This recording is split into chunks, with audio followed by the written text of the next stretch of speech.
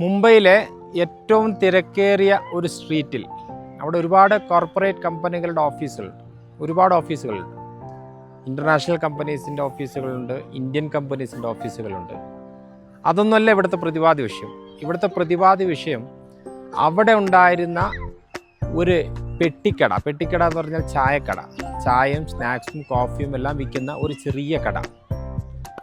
നല്ല തിരക്കുള്ള കടയാണ്.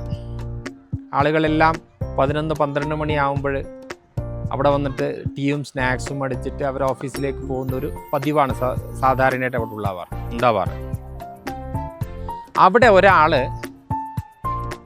ആ സ്ഥിരമായിട്ട് വരുന്ന ഒരു കസ്റ്റമർ ആ പെട്ടിക്കടയുടെ ഉടമയോട് പറഞ്ഞു, നിങ്ങളൊരു കാര്യം ശ്രദ്ധിക്കാനുണ്ട്.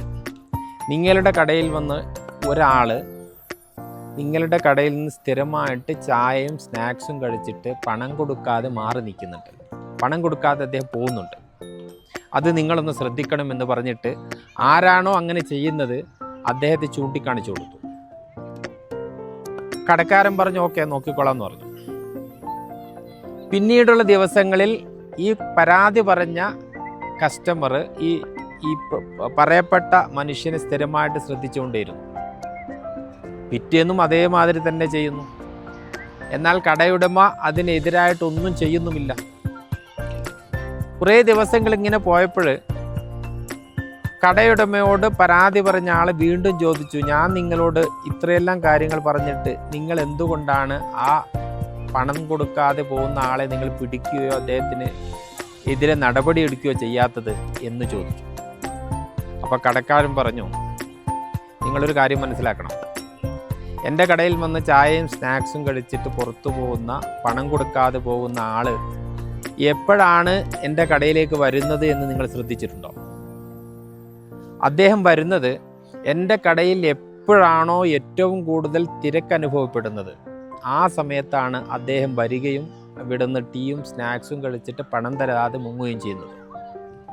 അദ്ദേഹം എപ്പോഴും ആഗ്രഹിക്കുന്നതും പ്രാർത്ഥിക്കുന്നതും, ദൈവമേ ഇവിടെ എത്രയും നേരത്തെ നല്ല തിരക്കുണ്ടാവണേ എന്ന് നിരന്തരമായി പ്രാർത്ഥിച്ചുകൊണ്ടാണ് അദ്ദേഹം ഓരോ നിമിഷവും കടന്നു പോകുന്നത്.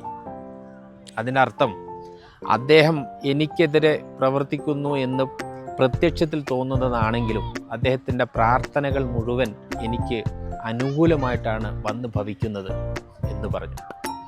ഇങ്ങനെയാണ് ജീവിതത്തിലും. ഒറ്റ നോട്ടത്തിൽ നമുക്ക് പ്രതികൂലമായിട്ടാണ് അനുഭവിക്കാൻ സാധ്യത എന്ന് കരുതുന്ന പലതും നമുക്ക് അനുകൂലമായിട്ട് ഒരുപാട് ദീർഘകാലത്തേക്ക് നോക്കുകയാണെങ്കിൽ നമ്മുടെ വിജയത്തിന് സാധ്യതകൾ തെളിയിക്കുന്ന ഘടകങ്ങളായിട്ട് മാറാനുള്ള സാധ്യത വളരെ കൂടുതലാണ്.